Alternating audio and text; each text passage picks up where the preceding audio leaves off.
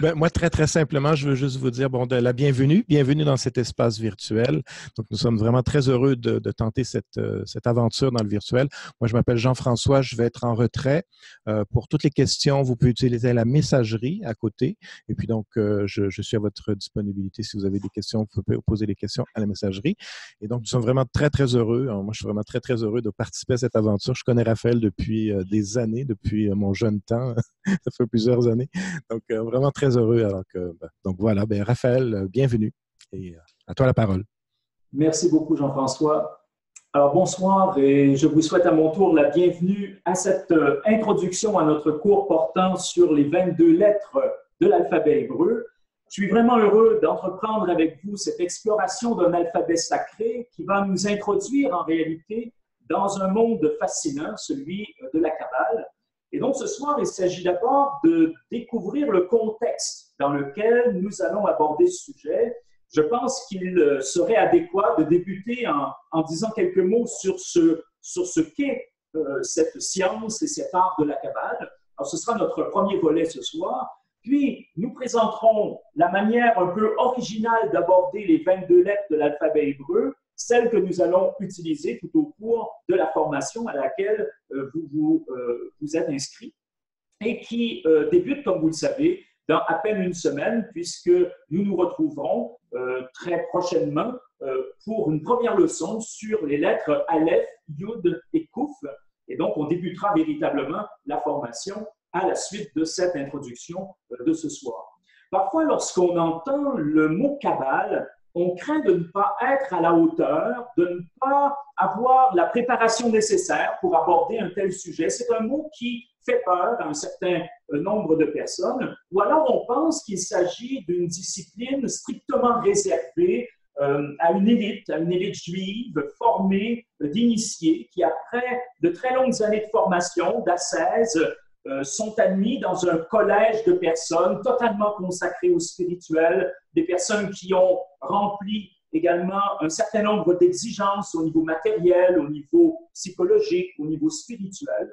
Alors, soyez d'abord rassurés, si ce n'est pas tout à fait faux au niveau de la Kabbale juive traditionnelle, il est possible d'accéder aux enseignements de la Kabbale, tant d'ailleurs au niveau pratique qu'au niveau théorique, et il est possible de le faire sans être nécessairement juif, sans avoir fait de la Kabbale sa seule activité et sans avoir une préparation extraordinaire.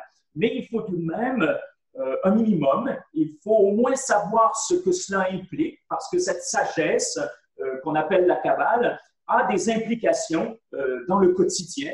C'est un enseignement pratique, on vient de le dire, c'est un enseignement théorique également, et c'est une sagesse dans le sens où c'est quelque chose que l'on doit aussi intégrer dans son vécu quotidien. C'est une voie spirituelle, une voie initiatique qui nécessite au quotidien une certaine cohérence avec cet enseignement. Alors, c'est pour cela que ce soir, je vous propose un bref aperçu de ce qu'est cette discipline de la Kabbale, de façon, je vous disais à l'instant, qu'on comprenne bien le contexte dans lequel on va présenter ensuite l'alphabet hébreu, les 22 lettres qui composent cet alphabet. Et je pense que pour entrer dans ce sujet, pour essayer de voir un peu ce que représente la Kabbale, eh bien déjà, il serait intéressant de s'interroger sur ce que signifie le mot Kabbale lui-même, en hébreu, Kabbalah, un terme qui signifie recevoir. Évidemment, en ce qui nous concerne, ce n'est pas une simple réception profane, comme par exemple la Kabbalah d'un hôtel. Si vous allez en Israël, que vous cherchez l'endroit où vous pouvez récupérer les clés de votre chambre, par exemple, vous allez suivre le panneau Kabbalah avec la flèche qui vous dirige vers la réception d'hôtel. Kabbalah, ça signifie littéralement la réception. Mais dans le contexte initiatique qui nous intéresse, ce n'est pas une simple réception, c'est une réception de la lumière, c'est une réception de la vie, c'est une réception du souffle saint. Et plus précisément encore, il s'agit certes de recevoir, mais aussi de transmettre la lumière. Alors, déjà, recevoir la lumière, c'est une expression qui, à mon avis, nous fait vraiment entrer dans cette expérience de la Kabbale. Recevoir, donc, Kabbalah, Ça s'écrit en hébreu. Alors, ce sera un peu énigmatique encore ce soir, mais quand on aura fait l'exploration des 22 lettres, ça va être extrêmement parlant pour vous. Kabbalah, ça s'écrit en hébreu Kouf, Bet, Lamed, E. Vous savez qu'en hébreu, et ça on va le découvrir tout au cours de la formation, les lettres ne sont pas simplement des lettres, mais elles correspondent aussi à des nombres. Hein? Et c'est une dimension intrinsèque de la lettre que d'être aussi un nombre. C'est différent de l'alphabet latin, par exemple. Quand on fait de la numérologie et qu'on s'intéresse à l'alphabet latin, ben par convention, on dira par exemple que le C vaut 3, mais c'est par convention, c'est a posteriori. Alors que dans l'alphabet hébreu, le guimel vaut 3, mais de façon intrinsèque, c'est-à-dire que par exemple, dans la marge d'un texte, si on veut indiquer qu'on est au chapitre 3, on va mettre le guimel. Le guimel a donc cette valeur 3. Alors, quand on va étudier les lettres, à chaque fois, bien sûr, on va s'intéresser au nombre correspondant à la lettre. Or, si on prend le mot Kabbalah et que l'on calcule la guématrie, c'est-à-dire la numérologie de ce mot, eh bien, on découvre qu'il s'écrit donc Kouf, Bet, Lamed, E. Kouf a pour valeur 100. Bon, ce sont des choses qu'on doit savoir. Et puis, en étudiant chacune des lettres, on va très clairement indiquer les valeurs numérologiques de chaque lettre. Kouf vaut 100, Bet vaut 2, Lamed vaut 30 et vaut 5. Alors, si on calcule la guématrie de ce mot, Kabbalah, ça nous fait 100 plus 2 plus 30 plus 5, c'est-à-dire 137. Donc, la Kabbalah, le mot Kabbalah a pour guématrie le nombre 137. Alors que le mot lumière, puisqu'on vient de parler de recevoir la lumière, le mot lumière en hébreu, c'est Or, ça s'écrit Aleph, Vav, Resh. Aleph vaut 1, Vav vaut 6, Resh vaut 200. Si on calcule la guématrie de ce mot Or, de ce mot lumière, on obtient 207. Quel est le lien entre la réception et la lumière? Qu'est-ce qui se passe entre cet acte de recevoir et cette lumière qui va être reçue? Eh bien, la guématrie nous dit, calculons la différence entre la valeur de ces deux mots. 207 moins 137, on a le nombre 70. Le nombre 70 qui correspond à la guématrie d'un mot hébreu, le mot sod, sa mère, vav dalet, qui veut dire le secret. Donc, on est en train de dire que cette réception de la lumière comporte en elle-même un secret. Et quel est ce secret? Eh bien, c'est précisément le secret de cette voie initiatique de la Kabbale qu'on va explorer et expliciter dans quelques instants. Le nombre 70 est la guématrie du mot secret en hébreu, mais c'est également la valeur numérologique d'une des 22 lettres, la lettre Ayin. La lettre Ayin est issue d'un ancien idéogramme qui représente un jaillissement, le jaillissement de quelque chose. C'est extrêmement intéressant, cette lettre Ayin. Pour ceux qui ne sont pas familiers encore avec l'alphabet hébreu, peut-être vous connaissez mieux les images du tarot. Or, dans le tarot, il y a une lame qui représente cette lettre Ayin, parce que les 22 lames du tarot, les 22 lames majeures du tarot, correspondent aux 22 lettres de l'alphabet hébreu. Et souvent, dans une première approche, on ne le fera pas dans cette formation, mais souvent, dans une première approche, on va voir l'image correspondant à la lettre, l'image qui est associée précisément au tarot. Et on a des clés intéressantes. Alors, la lettre Ayin est en rapport avec une lame du tarot, c'est celle de la maison Dieu, c'est-à-dire cette représentation d'une tour en briques. Pourquoi en briques? Parce qu'elle a été façonnée par l'homme, parce que c'est quelque chose d'humain, c'est une construction humaine, et on voit la foudre qui vient foudroyer cette tour et renverser des personnages qui sont couronnés, des personnages qui ont atteint une certaine compréhension du monde grâce à cette tour, parce que qu'est-ce que ça permet, la tour? Ben, ça permet d'avoir une vision élargie sur les choses. On pourrait dire, cette tour humaine construite par l'homme, c'est un peu les concepts, c'est un peu les représentations, la façon dont l'homme a construit sa perception du monde. Eh bien, le Ayin, c'est un moment où cela est ébranlé, où une lumière qui surgit de l'intérieur, on la représente venant du ciel, et c'est un équivalent symbolique au fait que ça surgisse aussi des profondeurs de l'être. C'est une lumière qui, jaillissant des profondeurs de l'être, vient ébranler mes représentations. ma façon de concevoir le monde, ma façon humaine, peut-être trop humaine pour paraphraser Nietzsche, de concevoir le monde. Eh bien, c'est cela la Kabbale. C'est la réception d'une lumière qui va venir ébranler les fondements même de ma compréhension du monde. C'est une expérience qui va m'ouvrir à une nouvelle perception de la réalité, à une nouvelle façon d'être au monde. C'est fondamentalement cela. C'est ce qu'évoque ce 70. Hein. Ce qu'il y a entre la réception et la lumière, c'est l'expérience d'un surgissement d'une réalité intérieure qui vient à quelque part ébranler mes constructions humaines et m'ouvrir à une autre dimension, m'ouvrir à une autre réalité, ou en tout cas remettre sérieusement en question la façon dont j'ai construit mon rapport au monde. Alors la Kabbale, pourquoi je fais cette parenthèse? Pour vous dire que la Kabbale, c'est quand même quelque chose qui a des implications profondes. Ce n'est pas simplement recevoir la lumière, c'est vivre une expérience qui va me transformer, qui va ébranler ma construction humaine et va m'ouvrir à des réalités totalement nouvelles. Ajoutons que la lumière, dans la pensée kabbalistique, la lumière est en rapport très étroit avec le masculin. Et ça, la guématrie nous permet aussi d'entrer dans cette façon d'associer le masculin et la lumière.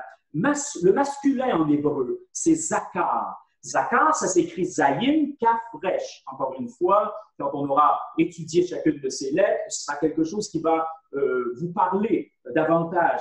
Mais on peut déjà calculer la guématrie. Zayin vaut 7, Kaf vaut 20, Resh vaut 200. Si on additionne 7 plus 20 plus 200, on obtient 227. C'est la guématrie de Zakar. C'est la guématrie du masculin.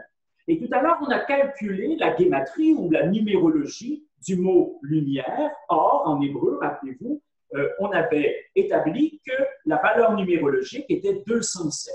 Donc, on a le masculin 227 et de l'autre côté, la lumière 207. Quelle est la différence entre les deux? Eh bien, il y a une différence de 20. Or, le nombre 20 correspond à la lettre Kaf en hébreu. La lettre Kaf en hébreu qu'on utilise pour indiquer qu'une chose est comme une autre. Comme en hébreu, ça s'écrit Kaf et ça se prononce Ke. Hein, et ça veut dire comme. Ce qui signifie qu'on a ici une équation intéressante. Zakar, le masculin, est comme Ke, or, la lumière. Le masculin est comme la lumière. Alors, vous voyez, c'est une opération de guématrie toute simple, en tout cas qui va être toute simple pour vous dans les prochains mois, et qui permet de voir qu'il y a un lien très étroit entre le masculin et la lumière. Le masculin est comme la lumière, mais ce n'est pas tout. Parce qu'on dit aussi que la Kabbalah est comme le féminin, que la Kabbalah, la réception, donc, est une expérience féminine. En hébreu, le féminin se dit nekeva. Nekeva, ça s'écrit Nun, Kuf, Bet, et. Alors, Nun vaut 50, Kuf vaut 100, Bet vaut 2 et vaut 5. Si on fait le calcul rapidement, on obtient 157. Donc, Nekeva, le féminin, c'est 157. La Kabbalah, rappelez-vous tout à l'heure, on avait calculé la guématrie, ça équivalait à 137. Donc, on a d'un côté 157, de l'autre 137. Il manque toujours 20. 20 étant associé à la lettre Kaf, qui veut dire comme. On a donc l'équation suivante, Nekeva, donc le féminin, est comme la Kabbalah. Et donc là, on a quelque chose d'extrêmement intéressant parce que ce secret, ce sod, ce secret dans l'expérience de la réception de la lumière, c'est en fait le secret d'une union du masculin et du féminin. Le féminin en tant que disposition de réceptivité, le masculin en tant que lumière. Ce qui fait qu'un kabbaliste, en fait, vit cette expérience d'un mariage, d'une union entre le masculin et le féminin, entre le divin et l'humain, entre l'intérieur et l'extérieur. On pourrait employer plein de termes qui évoquent précisément cette association entre masculin et féminin. on va réduire ça à ces deux associations, masculin-féminin, divin et humain. Donc, dans l'expérience de la réception de la lumière, outre ce secret qui est cette expérience d'une transformation par la réception de cette lumière, il y a aussi une expérience d'union du ciel et de la terre, d'union du masculin et du féminin, d'union donc de deux principes complémentaires qui ouvrent encore une fois à une espèce d'expérience de mariage mystique, d'union mystique au plus profond de nous-mêmes. Ça, c'est un premier élément important. Un second élément important dans la compréhension de ce que représente fondamentalement la Kabbale, c'est aussi le fait que l'expérience de la Kabbale, ce n'est pas simplement la réception de la lumière, c'est aussi la transmission de la lumière. Et on aura à revenir là-dessus tout à l'heure.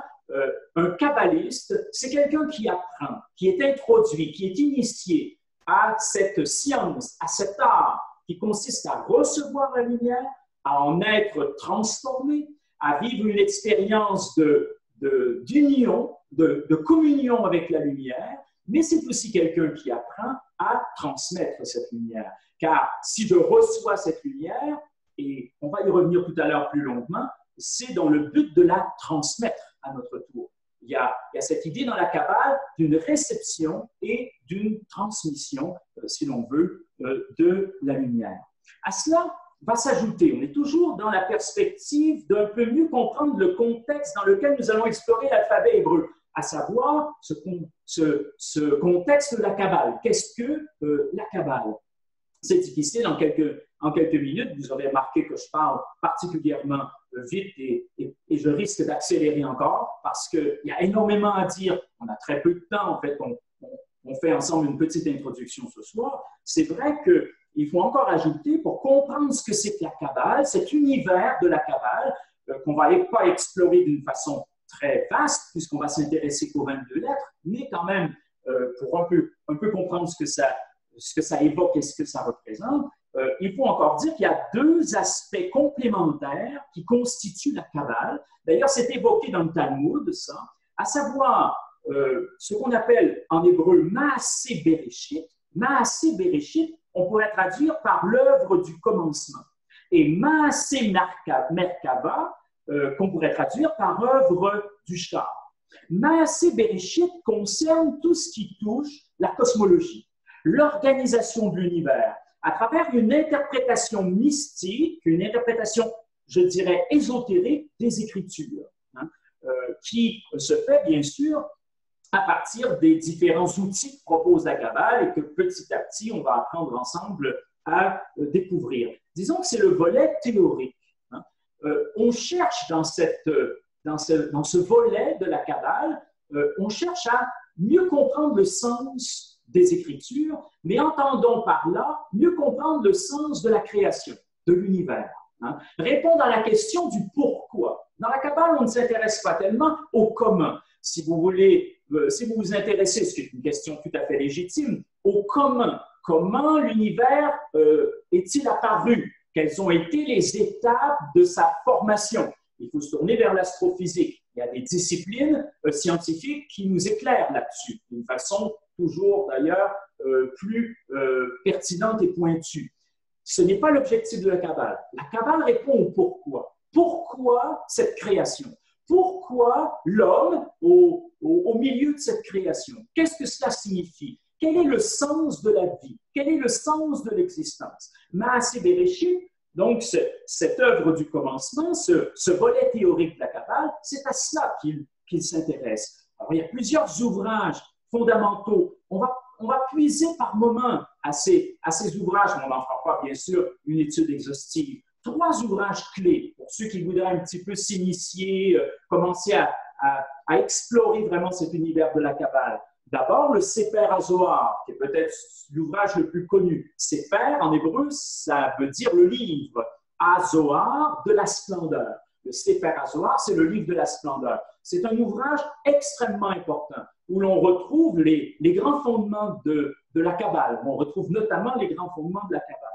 Il y a aussi un second ouvrage très important, le Sefer Abaïr. Alors, Sefer, toujours, c'est le mot hébreu qui désigne le livre, Abaïr, de la clarté. Dans le Sefer Abaïr, on retrouve des enseignements extrêmement précieux. Par exemple, pour comprendre la lettre Dalet, ce sera notre 4e leçon, eh bien, on va puiser à des paraboles, à des textes qui se trouvent dans le Sefer Abaïr et qui sont extrêmement éclairants pour voir et mieux comprendre les enjeux psychospirituels de la lettre Dalet. Donc, on va puiser par moments dans le Sefer HaZohar, on va puiser dans la parabole des lettres, dans le Sefer Abaïr, on va s'intéresser à quelques passages qui vont être éclairants pour certaines lettres. Et puis, il y a un 3e ouvrage assez connu, assez central dans la perspective kabbalistique, c'est le Sefer Yetzira. Alors, Sefer, le livre, Yetzira de la formation. Et dans le Sefer Yetzira, il y a notamment un système de correspondance incroyable par rapport aux lettres de l'alphabet hébreu, avec 3 lettres mères, avec 7 lettres doubles, avec 12 lettres simples qui sont associées parce qu'il y a des réseaux de correspondance fantastiques dans cet univers de la Kabbale. Les 3 lettres mères sont associées à 3 éléments, à l'eau, au feu et à l'air. Les 7 lettres doubles, sont associées aux 7 planètes. Les 12 lettres simples aux 12 signes du zodiaque. Donc, dans cet ouvrage qu'on appelle le Sefer Yetzira, on a des systèmes de correspondance. Et puis là, je ne vous en donne qu'une, mais il y en a de très nombreux systèmes de correspondance dans cet ouvrage. Eh bien, on trouve là des clés intéressantes aussi pour approcher l'univers des lettres, pour un peu mieux comprendre ce que peuvent représenter les lettres. Tous ces enseignements ésotériques qui forment le volet théorique de la Kabbale, qu'on retrouve notamment dans ces ouvrages, mais ailleurs, eh bien, tous ces enseignements sont essentiellement tirés, et ça c'est très important de le mentionner aussi, pour avoir une idée générale de ce que représente la Kabbale, ils sont tirés des Écritures. Ils sont tirés des textes de la Torah, et plus largement des textes de la Bible hébraïque. Et il s'agit alors d'en faire une lecture ésotérique, on disait tout à l'heure, une lecture ésotérique, une lecture mystique de ces textes, grâce à des outils d'interprétation qui permettent d'en sonder les plus grandes profondeurs. Pour être simpliste, parce que c'est aussi quelque chose qu'il va falloir bien comprendre, lorsqu'on va étudier les lettres, par exemple, lorsqu'on va étudier la lettre Aleph, on va être amené à découvrir que cette lettre est en rapport avec l'énergie créatrice. On va être amené à comprendre ce que représente l'acte créateur dans les textes fondateurs de la Bible, dans le texte de la Genèse, dans le premier récit de la création. Et ça va être important de comprendre qu'il y a différents niveaux de lecture de ces textes-là. Et donc, dans une introduction ce soir à la Kabbale, il me faut vous mentionner cela. Pour être très simpliste, parce qu'on pourrait multiplier les niveaux de lecture en apportant des nuances, on pourrait rendre ça beaucoup plus élaboré. Mais disons, pour être simpliste ce soir, en 5 minutes, quels sont ces niveaux de lecture? Eh bien, il y a un premier niveau de lecture que j'appellerais la lecture scientifique du texte, à partir d'une méthode exégétique qu'on appelle la méthode historico-critique. Qu'est-ce que c'est que cette lecture scientifique du texte? Eh bien, ça consiste à prendre un texte, par exemple, le récit de la création qu'on retrouve dans Genèse 1, donc au tout début du texte de la Torah, du texte de la Bible hébraïque, et qui nous dit « Bereshit bara Elohim », dans le principe Elohim créa quelque chose. Eh bien, la lecture scientifique, elle va s'intéresser, va s'efforcer de connaître le contexte culturel dans lequel les rédacteurs ont écrit ce texte. Quel était le vouloir dire des rédacteurs lorsque, dans le contexte culturel, historique, particulier où ils vivent, ils ont écrit ce texte-là? Alors évidemment, comme disait Nietzsche, on aborde ces textes anciens avec le cœur rempli d'une autre religion. On a du mal à se replacer dans le contexte de l'époque, dans le contexte culturel de l'époque. C'est d'ailleurs ce que cette approche scientifique tente de faire au maximum, quoi. Essayer de se replacer, par exemple, dans le contexte culturel du Proche-Orient ancien, parce qu'il y a un fond culturel commun à ces grandes civilisations du Proche-Orient qui ont bien évidemment influencé d'une façon très importante les rédacteurs des textes bibliques. Et alors, on essaie de voir comment, dans quel contexte historique et culturel ces textes ont été écrits. Qu'est-ce que ça signifiait à l'époque, Bereshit? Qu'est-ce que ça signifiait Elohim? Qu'est-ce que ça signifiait Bara? Hein? Parce que la traduction en français que l'on en fait « Au commencement, Dieu créa » et ensuite donc, le ciel et la terre, c'est une traduction qui n'est pas tout à fait conforme déjà au texte hébreu, mais surtout, c'est une traduction qui mériterait d'être contextualisée, donc ramenée dans cette perspective qui était celle des rédacteurs bibliques à l'époque où le texte a été écrit. C'est ce que fait la science. C'est ce qu'on appelle une approche historico-critique. C'est essentiel, c'est fondamental pour les lectures qui vont suivre, pour les autres niveaux de lecture qu'on peut en faire, parce que ça nous cadre, ça nous met dans un contexte particulier qui est celui précisément de la rédaction de ce texte. Ça, c'est le premier niveau de lecture. Second niveau de lecture, c'est ce que j'appellerais une lecture croyante. C'est-à-dire que les croyants, alors là, quand je dis croyants, il y a énormément de nuances à faire. C'est d'abord ceux qui appartiennent au judaïsme. Et puis dans le judaïsme, il y a plusieurs écoles. À la limite, il y a plusieurs rabbins qui apporteront chacun une nuance dans l'interprétation du texte. Parce que la lecture croyante, c'est une herméneutique. C'est une interprétation du texte qui se fait dans un contexte culturel différent. Par exemple, dans le contexte du judaïsme contemporain, qu'est-ce qu'on peut dire de ce texte? Comment ce texte nous parle? Idem pour le contexte culturel chrétien. Et alors là encore, il y a plusieurs lectures. On peut faire une lecture à travers une approche théologique plus orthodoxe, une approche théologique catholique, ou alors protestante, luthérienne, par exemple. Et alors, il y aura des nuances dans la façon dont on va interpréter le texte, de la façon dont on va donner du sens à ce texte. Qu'est-ce que signifie au commencement? Que représente Elohim? Que représente l'acte qu'on indique en hébreu avec le mot bara? Eh bien, selon les différentes sensibilités chrétiennes, selon les différentes écoles juives, on aura une interprétation qui ne sera pas radicalement différente, mais qui va être nuancée et surtout actualisée. Pour un croyant qui va entendre dans ce texte la parole de Dieu. Le scientifique n'entend pas dans ce texte la parole de Dieu. Il s'intéresse à savoir, mais les rédacteurs, ils ont écrit ce texte dans quelles conditions et en référence à quel cadre culturel. Ils se sont inspirés de quel mythe plus ancien, par exemple. Alors que la lecture croyante fait de ce texte une parole de Dieu et l'interprète, développe une herméneutique en fonction de sa sensibilité propre. Par exemple, de la représentation qu'il se fait de Dieu, qui ne sera pas la même si je suis juif ou si je suis chrétien, par exemple. Je n'aurai pas la même représentation de Dieu. Et puis, on pourrait aller encore plus loin. Si je suis un chrétien du Moyen Âge ou si je suis un chrétien orthodoxe ou si je suis un chrétien du 21e siècle, ma représentation de Dieu est déjà un peu différente, est un peu nuancée. Et donc, mon interprétation du texte va être un peu différente. Alors, ça, c'est la lecture croyante du texte. En général, ce ne sont pas des lectures très approfondies. On s'en tient à une interprétation, je dirais, exotérique, à un premier degré. Puis, il y a un troisième niveau de lecture. Ce troisième niveau de lecture, c'est la lecture kabbalistique juive. Alors, qu'est-ce qui distingue la lecture kabbalistique juive? On l'a dit tout à l'heure, ce sont des outils particuliers, des clés d'interprétation particulières qui permettent de faire une lecture ésotérique, plus profonde.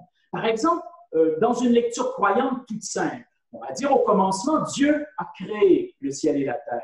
Pour un kabbaliste, l'une des questions, parce qu'il y a des kabbalistes qui ont passé leur vie à travailler sur le mot Bereshit. Qu'est-ce que ça représente le mot Bereshit? Qu'est-ce qui se trame dans les profondeurs de ce terme? Qu'est-ce que ça évoque? À la fois pour comprendre le sens de la création, mais aussi pour trouver des clés pratiques, d'application concrète au quotidien. Mais sans entrer dans quelque chose aussi complexe que l'étude kabbalistique du mot Bereshit, on peut, par exemple, mentionner qu'en hébreu, Dieu est nommé Elohim. Alors, le kabbaliste va se dire, qu'est-ce que ça signifie Elohim? Qu'est-ce que ça représente? On aura en parlé longuement dès notre première leçon, parce qu'Elohim a pour lettre initiale la lettre Aleph. Et Elohim incarne cette énergie du Aleph. Si l'on veut, c'est l'énergie divine qui est la plus représentative du Aleph. Donc, on va développer ça, voyez-vous. Mais on fait un pas de plus, vous comprenez. Dans une lecture croyante toute simple, on dit, c'est Dieu. Dans une lecture kabbalistique juive, on va dire, mais qui est Elohim? Qu'est-ce qu'il représente par rapport à cette réalité divine? Et on va arriver par des clés de lecture, par des clés d'interprétation extrêmement précises à entrer dans un sens très profond, je remploie ce terme parce qu'il me semble très parlant, dans le sens très ésotérique du texte. Ça, c'est la lecture kabbalistique juive. S'ajoutera à ça un quatrième niveau de lecture. Et peut-être que vous trouvez ce développement un peu lourd. Moi-même, je le trouve un peu lourd. Mais il est essentiel pour comprendre où on va se situer, nous, dans ce travail. Bien sûr, on va considérer une lecture scientifique du texte parce qu'on ne peut pas faire l'économie de ça. C'est important, ça nous remet dans le contexte. Ça évite notamment que notre lecture croyante, par exemple, soit absolutisée. Qu'on en arrive, par exemple, à croire que la lecture que je fais de ce texte est la seule vraie lecture de ce texte. Vous voyez? L'étude scientifique, la lecture scientifique du texte relativise tout ça. Il nous met un cadre très important pour éviter une posture fondamentaliste ou intégriste. Pour notre époque, c'est quelque chose de très important. Quand on voit ces tendances vers du fondamentalisme et de l'intégrisme, dans le judaïsme comme dans le christianisme, la lecture scientifique vient relativiser ça et replacer ça en contexte. C'est très important. La lecture croyante, elle est fondamentale parce qu'elle est une interprétation, on disait tout à l'heure, une herméneutique qui permet de faire une interprétation plus symbolique, d'actualiser ça à ma situation actuelle. Par exemple, de me poser la question, mais qu'est-ce que ça veut dire ça qu'au commencement, Dieu crée le ciel et la terre? À quoi ça m'invite? En quoi je suis concerné par cela? C'est extrêmement intéressant. La lecture scientifique peut très vite être desséchante. La lecture croyante, elle redonne de la vie, elle redonne de la sève à notre lecture du texte et la connaissance scientifique des conditions de rédaction du texte nous permet d'éviter du fondamentalisme et de l'intégrisme. Alors, ces deux premières lectures, on comprend. La troisième, celle de la Kabbale juive, elle est intéressante parce que là, elle nous fait entrer dans l'univers hébreu, dans la signification profonde des différents termes, et des différents concepts associés au texte biblique qui nous ouvrent des horizons incroyables. Mais ce qui est important pour nous, c'est vraiment fondamental, je vous assure, c'est qu'il y a un quatrième niveau de lecture et c'est là où on va se situer plus précisément.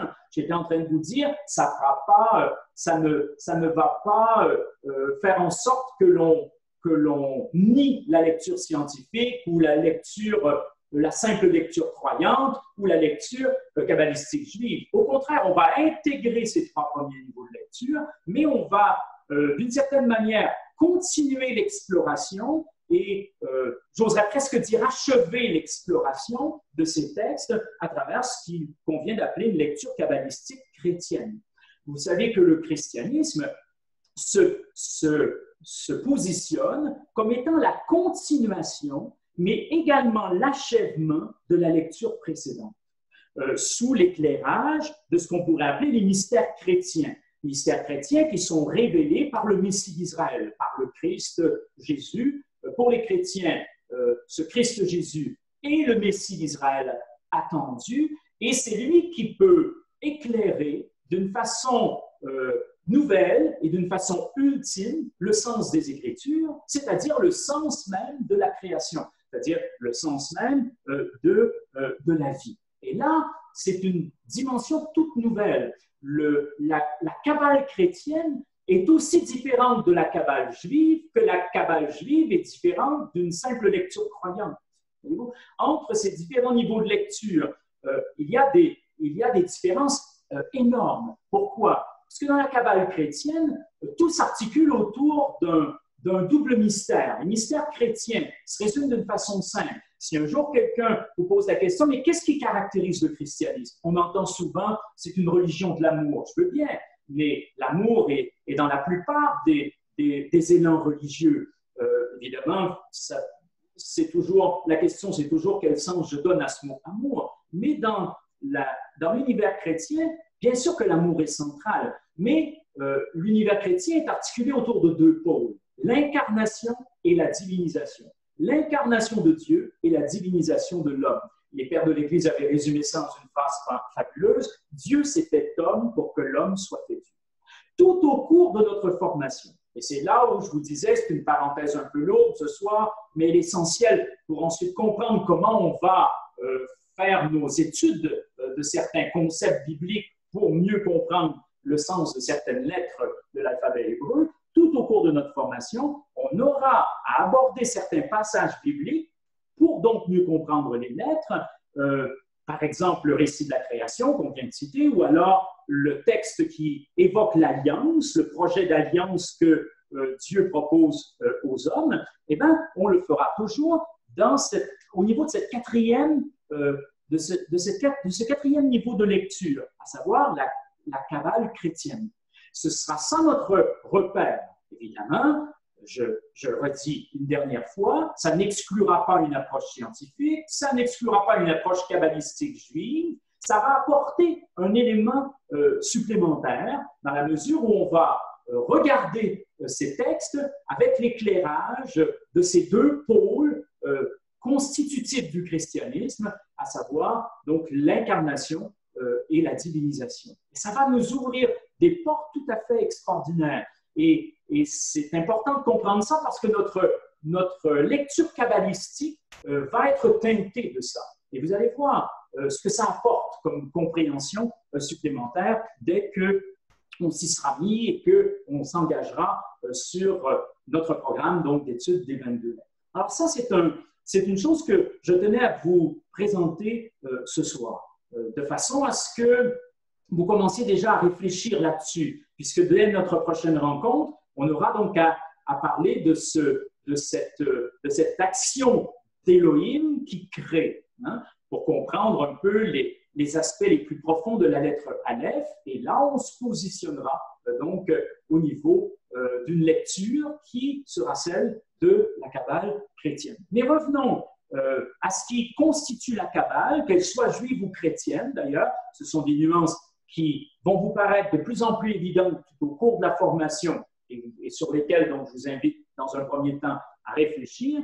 Eh bien, cet enseignement ésotérique, cette sagesse séculaire, on a dit, est articulé autour de deux principaux volets. Maas et Bereshit, qui s'intéressent au sens de la création, de la vie, de l'existence, avec pour principaux outils ce qu'on appelle les 32 voies de la sagesse. Alors, ça fait beaucoup. En une introduction très brève ce soir, ça fait beaucoup, mais encore une fois, pour comprendre ce que représente la Kabbale, il faut évoquer ça. 32 voies de la sagesse, qui sont constituées d'abord des 10 séphirotes de l'arbre de vie. L'un des concepts majeurs qui permet de comprendre le sens même de l'existence de la vie, qui permet d'approcher la structure intime, la structure la plus ésotérique de l'univers, une structure qui nous permet de comprendre ce que représente l'univers. C'est l'arbre des séphirotes.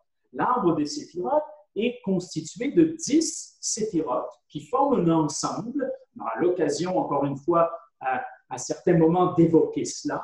Et ces 10 séphirotes sont comme les 10 modalités d'expérimentation de la Kabbale, de la réception de la lumière et de la transmission de la lumière. Je vais aussi revenir à la fin de mon introduction sur la Kabbale, sur cette idée-là.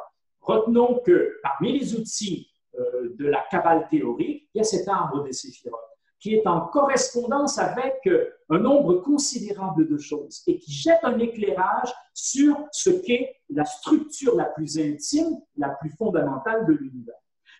À ces 10 séphirotes s'ajoutent 22 sinérotes, les 22 lettres de l'alphabet hébraïque, puisque 10 plus 22, on obtient nos 32 voies de la sagesse sont donc constituées des 10 séphirotes de l'arbre de vie et des 22 lettres hébraïques. Et nous, dans les 9 prochaines rencontres, ce sont les 22 lettres hébraïques qui vont nous intéresser. Peut-être qu'à l'issue de cette première formation, on consacrera du temps ensuite à l'arbre des séphirotes. Mais on va essentiellement s'intéresser à ces 22 lettres, donc à 22 voies de sagesse qui constituent les principaux outils de ce qu'on appelle la Kabbale théorique, Maaseh Bereshit. Puis un second volet, on disait tout à l'heure, Maaseh Merkava, qu'on pourrait traduire en français, je vous disais, par l'œuvre du char. À quoi cela correspond? Ça correspond essentiellement à la Kabbale pratique. Qu'est-ce que c'est que la Kabbale pratique? Eh bien, c'est une discipline dont l'objectif principal est une exploration des niveaux de conscience qui conduisent progressivement vers le divin. D'ailleurs, probablement que certains d'entre vous connaissez déjà le mot Merkava. C'est un mot qui a été récupéré par de nombreux mouvements ésotériques contemporains qui font notamment partie de ce qu'on pourrait appeler la nébuleuse ésotérico-nouvel-âgiste.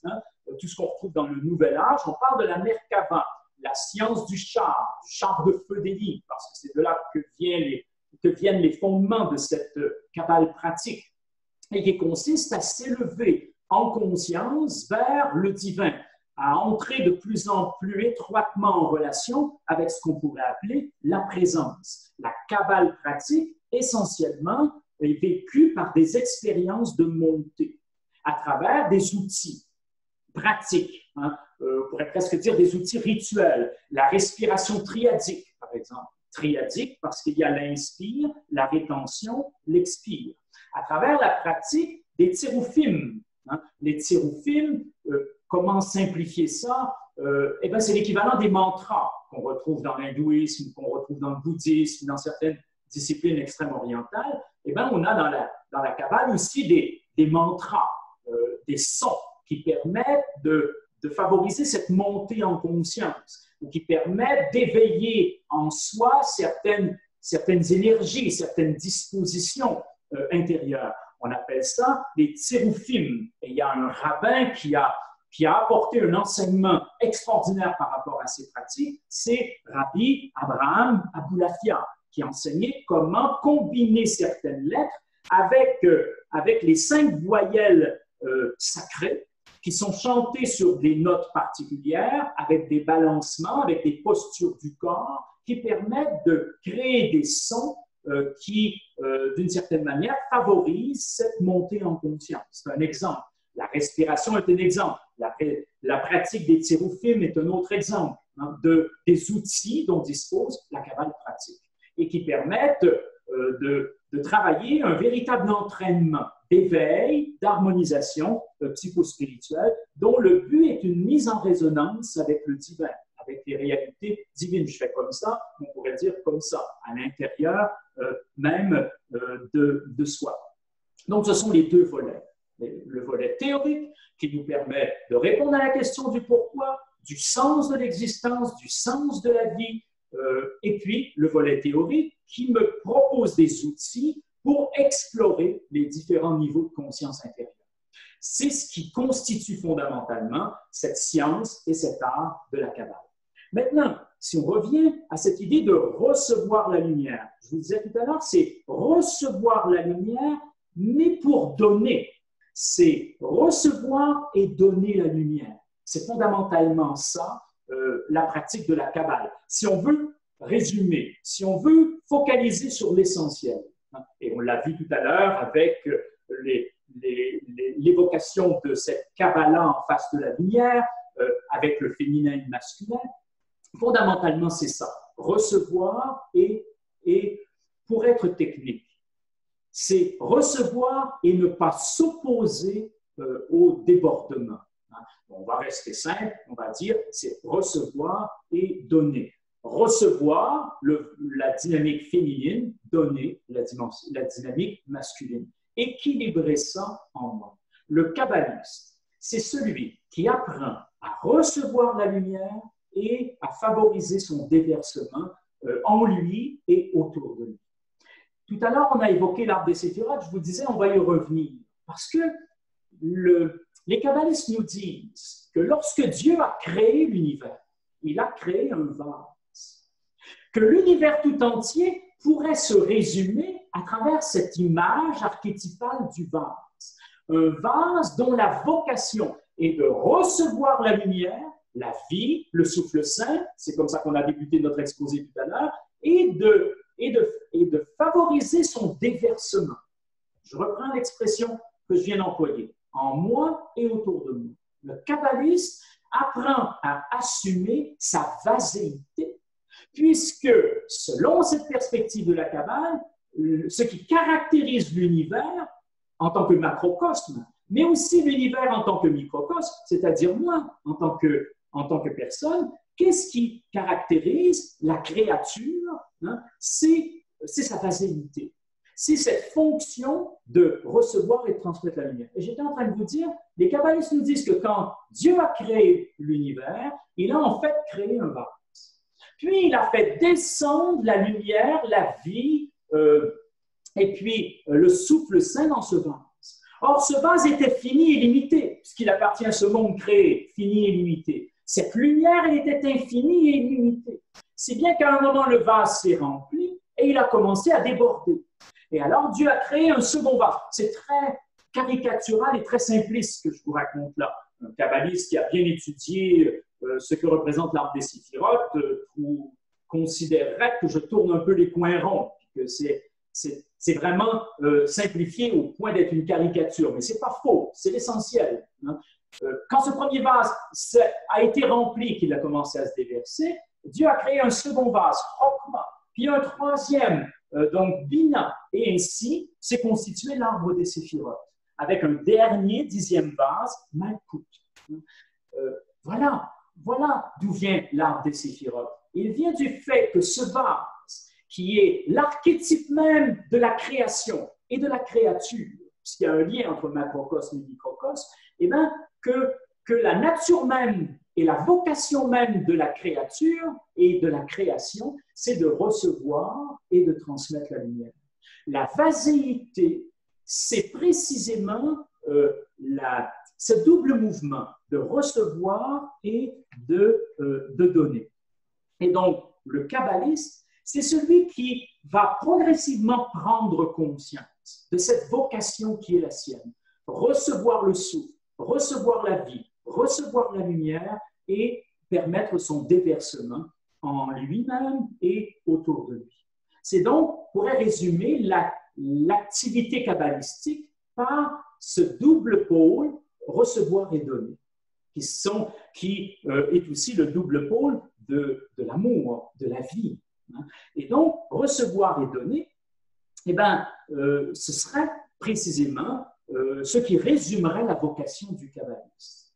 Or, vous allez me dire, c'est bien cette représentation de l'univers sous la forme d'un vase. C'est éclairant parce que ça nous permet d'un peu mieux comprendre ce qu'est notre vocation en tant qu'être humain, de recevoir et de transmettre cette lumière. Maintenant, c'est une belle représentation. Est-ce qu'il y a quelque chose en nous qui serait un témoignage de ça? Est-ce que ça se somatise? Est-ce que ça s'incarne d'une façon particulière en chacun de nous? Et la réponse est oui. Ce n'est pas simplement une belle représentation, c'est aussi quelque chose de somatisé au niveau de mon corps, au niveau matériel. Qu'est-ce qui en moi est la somatisation de cette vaséité, de cet archétype du vase? Eh bien, un organe central. Un organe d'une importance capitale. Vous allez me dire, tous les organes sont importants. Si on n'a pas de cerveau, si on n'a pas de poumon, si on n'a pas d'intestin, on va avoir des gros problèmes. Mais il y a quand même un organe emblématique. Un organe qui, à plusieurs égards, est au centre du corps humain. Un organe qui est représentatif de la vie, qui est représentatif de la vie spirituelle, de l'amour, c'est le cœur. Hein. Si je vous faisais entendre le battement d'un cœur et que tout à coup ce battement s'arrêtait et que je vous posais la question, qu'est-ce que ça évoque pour vous? Vous me diriez la mort. Hein. Parce que le battement du cœur évoque la vie, quand il s'arrête, c'est la mort. Hein. Donc, le cœur est associé à la vie, je dirais, biologique, à la vie organique, mais également, on vient de le dire à l'instant, à la vie spirituelle, à l'amour. Et si je vous parle du cœur à un niveau plus poétique, que je vous fais le symbole du cœur, et je vous dis qu'est-ce que ça évoque pour vous, vous allez dire l'amour. Hein. Le cœur est quand même un organe un peu particulier de par son positionnement central et de par son association très étroite, quasi immédiate avec la vie et avec l'amour, avec la vie naturelle et avec la vie surnaturelle. Or, le cœur est un vase, à un tel point d'ailleurs que les Égyptiens, lorsqu'ils évoquaient sur cette scène fantastique qui est la scène de la psychostasie, hein, c'est-à-dire de la pesée des âmes après la mort, hein, on a le défunt qui vient, qui se présente devant ce qu'on pourrait appeler un tribunal, et puis il y a la balance sur laquelle ces actes vont être pesés. D'un côté, la plume d'autruche de la déesse Maat, de l'autre côté, un vase. Et ce vase, dans la représentation égyptienne, d'ailleurs dans les hiéroglyphes c'est la même chose, évoque le cœur. Et alors on pèse le cœur sur la balance des dieux, hein, et le vase va représenter le cœur. Et ce n'est pas simplement une vague association symbolique, hein, puisque le cœur est un vase, puisque le cœur c'est un muscle creux. Et quelle est la fonction du cœur? Recevoir le fluide sanguin et le déverser. Donc on voit bien que le cœur, organe central, associé à la vie, associé à l'amour, est en moi la somatisation, la matérialisation de ma vaséité, de ce à quoi la Kabbale m'invite, recevoir et donner. Recevoir ce fluide sanguin qui contient d'ailleurs le souffle saint, l'air, hein, qui a été reçu au moment de l'inspire, hein, donc qui contient ce fluide de vie et qui le déverse dans l'ensemble du corps. Ça, c'est l'organe du cœur, voyez-vous. Et donc, dans la Kabbale pratique, on enseigne comment recevoir dans ce vase du cœur la lumière, le souffle, la vie. Je l'ai suffisamment répété, je pense, pour que ça reste gravé dans votre esprit. Ce sera très important pour comprendre la suite. Et puis, recevoir et puis donc permettre le déversement de cela. Le déversement qui se fait notamment par les mains. On vient de faire là, des formations assez approfondies au niveau du magnétisme transcendant. J'ai présenté ces formations vraiment dans la perspective d'une science pratique de la Kabbale. Hein. Et par exemple, on découvre que la main, elle est désignée par deux mots en hébreu. La paume de la main, qui est circulaire, qui forme un creux, on l'appelle kaf. Hein. C'est la main féminine, la main qui reçoit. Et puis les doigts, qui est l'autre partie de la main, sont désignés par un autre mot hébreu, le mot yad. Hein. C'est la partie masculine de la main. C'est l'émission. Vous savez, dans l'univers symbolique, le cercle est toujours associé au féminin, à la réceptivité, la rectilinité au masculin, au rayonnement. Et bien, si on regarde la main, c'est génial, parce qu'on a les deux modalités de notre vaséité, hein, à savoir je reçois et je transmets. C'est d'ailleurs de là que vient la pratique du lavage des mains. Hein. Dans le judaïsme, on prescrit chaque matin, avant de débuter la journée, le lavage des mains. Pas pour s'assurer la propreté des mains, pour s'assurer la pureté des mains. Et qu'est-ce que ça signifie?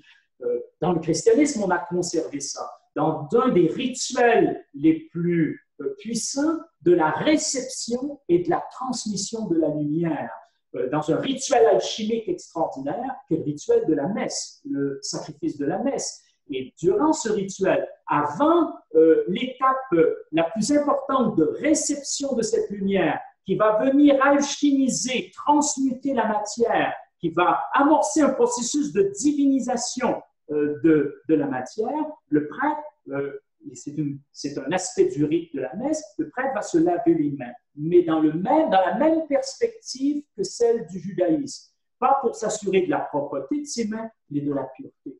Et qu'est-ce que ça veut dire? Ça veut dire que ce que je reçois, je dois aussi le donner, je dois aussi le déverser. Si bien qu'on fait couler l'eau depuis le poignet dans la partie féminine de la main qui évoque « je reçois », mais je reçois dans quel but? Dans le but de transmettre, de donner. La problématique dans la Kabbale la plus significative, c'est celle qui nous a entraînés dans ce que dans la théologie chrétienne on appelle l'expérience de la chute. Le moment où on a quitté Gan Eden, rappelez-vous. Pourquoi on a quitté Gan Eden? Parce que on a posé un acte qui était contraire à notre vocation profonde. Quel était cet acte? Cet acte consistait à prendre, à s'approprier. On s'est approprié le fruit de l'arbre de la vérité. On a mis la main dessus, on l'a saisi. C'est-à-dire que plutôt que de recevoir, on a saisi, on s'est approprié. Un kabbaliste, c'est aussi quelqu'un qui, dans cette perspective de recevoir et donner, va procéder à un travail d'alchimie de ses mains pour transformer une main qui, dans sa fonction naturelle, saisit les choses. Voyez ce verre que je prends là. Ma main me permet de saisir ce verre. Si j'étais incapable de saisir ce verre, cet objet, je dirais je ne suis plus capable de me servir de mes mains. La fonction naturelle de la main, c'est de saisir quelque chose. Or, dans la Kabbale, on ne se saisit de rien. Et là, il y a un superbe texte. Il faut être juif pour accéder à une telle sagesse. C'est un texte d'Emmanuel Lévinas, un immense philosophe qui parle de la caresse, en disant qu'est-ce que la caresse? C'est lorsque la main ne se saisit de rien et sollicite sans cesse ce qui lui échappe. C'est ça l'objectif d'un kabbaliste, c'est de recevoir cette lumière, c'est solliciter sans cesse cette lumière, mais qui lui échappe, cette lumière dont il ne se saisit pas, mais qu'il reçoit pour qu'elle se déverse. C'est pour ça que je vous parle de la main, parce qu'il y a une alchimie à faire de la main.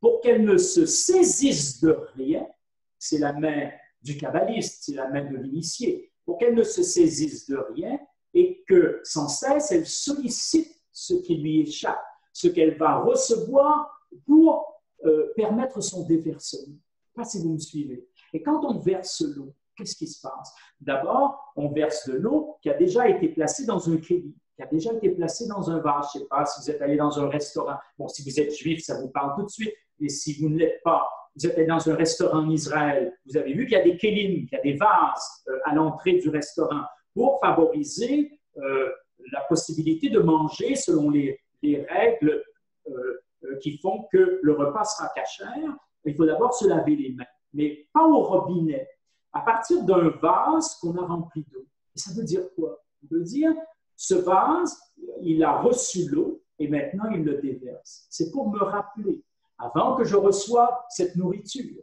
comme avant que je fasse un exercice spirituel, kabbalistique, que ce que je reçois, je vais devoir le laisser se déverser en moi et autour de moi pour reprendre encore cette expérience. Et donc, le kéli, le vase dans lequel on a versé de l'eau, on va le verser sur la main à partir du poignet. Donc, l'eau est reçue par la partie réceptive de la main et elle est émise par la partie émissive de la main. Chacun des doigts correspondant, vous vous en doutez bien, à l'une des 10 séphirotes de l'arbre de vie. Et donc, en vivant cela en conscience, ça veut dire je m'apprête à faire un travail psychospirituel qui va consister à recevoir la lumière, la vie, le souffle saint, mais dans la perspective de l'offrir, dans la perspective que cette lumière se déverse à partir du vase de mon cœur, à partir de cet archétype qui révèle ma véritable vocation, d'où le lavage des mains.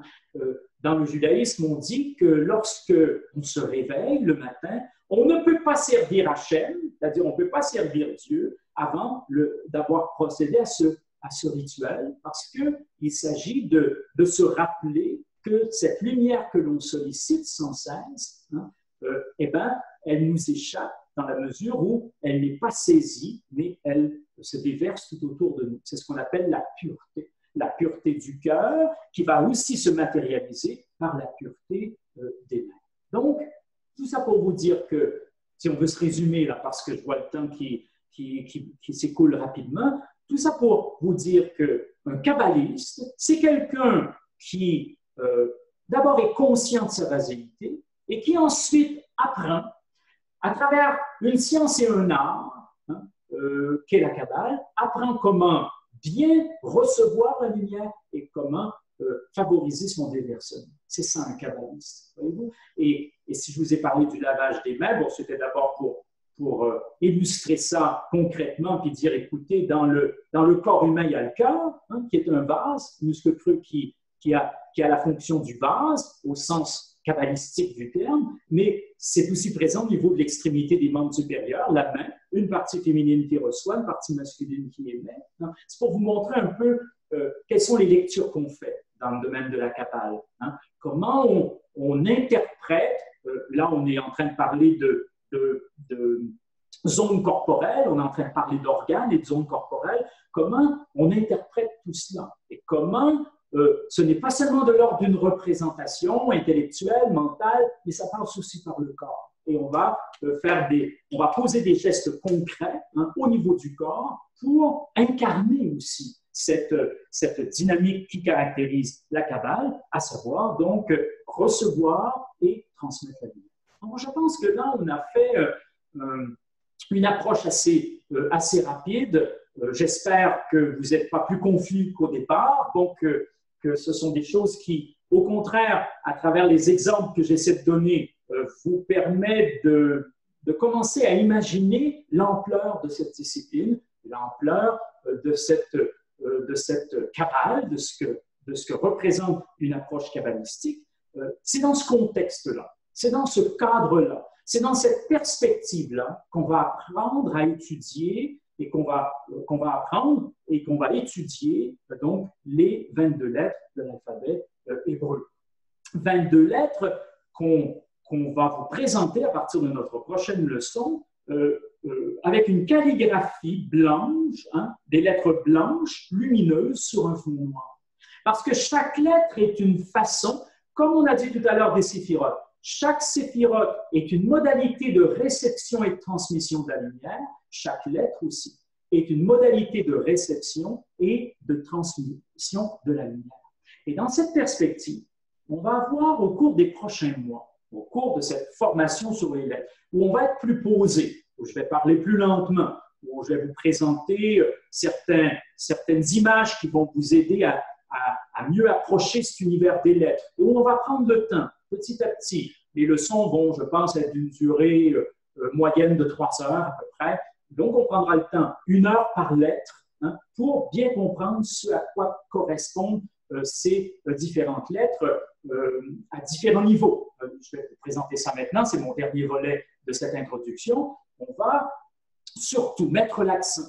Et c'est pour ça que tout à l'heure, je vous parlais d'une manière originale de présenter l'alphabet hébreu. On va mettre l'accent sur la chose suivante. Chacune des 22 lettres de l'alphabet hébreu qui nous invite à recevoir et à transmettre la lumière d'une certaine façon correspond à un enjeu psychospirituel. Et ça, c'est l'originalité de l'approche que je vous propose. Chaque chercheur va, selon sa formation propre, selon sa sensibilité, selon son expérience, mettre l'accent sur une ou l'autre des dimensions qui constituent cet alphabet hébreu et chacune des lettres qu'il compose. Mon objectif pendant cette formation, c'est de vous montrer que chacune des lettres correspond à un enjeu psychospirituel et que chacun de ces enjeux psychospirituels forme la trame d'une expérience initiatique. Quand je dis une expérience initiatique, je veux dire forme la trame d'un chemin d'éveil et de développement psychospirituel. Et ça, c'est quelque chose d'assez fantastique, de découvrir que finalement, le chemin initiatique, le chemin du développement intégral de ma nature humaine passe par 22 étapes. 22 étapes qui sont dans un ordre très précis, qui est l'ordre même où les lettres apparaissent dans l'alphabet hébreu. 22 étapes, 22 enjeux initiatiques que je suis invité à éveiller en moi, à développer en moi. Si bien que lorsque je regarde l'alphabet hébreu, je découvre un chemin, un parcours initiatique avec 22 étapes psychologiques et 22 étapes spirituelles extrêmement précises. Et ça, c'est une approche absolument fabuleuse, parce que ça veut dire qu'on découvre 22 clés d'éveil et d'harmonisation de ma nature humaine. 22 clés pour marcher sur le chemin de l'accomplissement, on pourrait dire, à la manière dont l'enseignaient autrefois les Grecs, pour marcher sur le chemin du bonheur, c'est-à-dire de l'accomplissement de tout ce dont je suis porteur, de tout ce qui me constitue. Ces 22 lettres formant les 22 éléments constitutifs de la création et du microcosme, de la petite création que je suis. Alors, c'est cette approche que je vais vous proposer. Évidemment, ça va nous amener à explorer chacune des lettres. D'abord au niveau de sa calligraphie. La calligraphie des lettres hébraïques est déjà très évocatrice parce que cette calligraphie est associée à un ancien idéogramme. Chaque lettre de l'alphabet hébreu correspond à un ancien idéogramme, donc à un symbole. On simplifie à l'extrême, là ce soir, on nuancera ça davantage par la suite. On pourrait dire, par exemple, le Aleph, la première lettre qu'on va étudier, est issue d'un ancien idéogramme qui représente la tête d'un taureau. Ben déjà, ça, c'est immense. Parce que ce symbole qui va apparaître du reste dans la calligraphie de la lettre, ce symbole, il est porteur de l'essence même de cette lettre, la tête d'un taureau. Donc, quand on va voir chacune des lettres, on va d'abord voir à travers la calligraphie l'idéogramme correspondant à la lettre. Et on va essayer déjà de faire un premier décryptage. Qu'est-ce que ce symbole me révèle? En quoi il est révélateur de l'essence même de cette lettre, de l'énergie qui constitue cette lettre. On va aussi s'intéresser évidemment à la valeur numérologique de la lettre, puisqu'on l'a dit tout à l'heure, on a été obligé d'anticiper en faisant la guématrie du mot Kabbalah, du mot Or, du mot Nekeva, du mot Zakar. On a vu que chacune des lettres correspondait à un nombre. Ça aussi, c'est très important. Ça aussi, c'est extrêmement parlant de la nature, de la vocation, de la dynamique intrinsèque, de l'enjeu psychospirituel qui correspond à la lettre en question. Donc, on va s'intéresser à la calligraphie, à l'idéogramme, au nombre correspondant à chacune des lettres, et puis on va aller vers l'enjeu psychospirituel. Quel est l'enjeu psychospirituel associé à cette lettre? Si par exemple, je faisais l'exercice suivant, je prends les 22 lettres, je les mélange comme ça sur la table. J'en pioche une le matin. Admettons que je pioche la lettre Aleph. À quoi m'invite cette lettre? On va voir qu'il y a pour chacune des lettres une injonction, une invitation qui correspond à l'enjeu psychospirituel de la lettre. Si apparaît devant moi la lettre Aleph, à quoi cette lettre m'invite?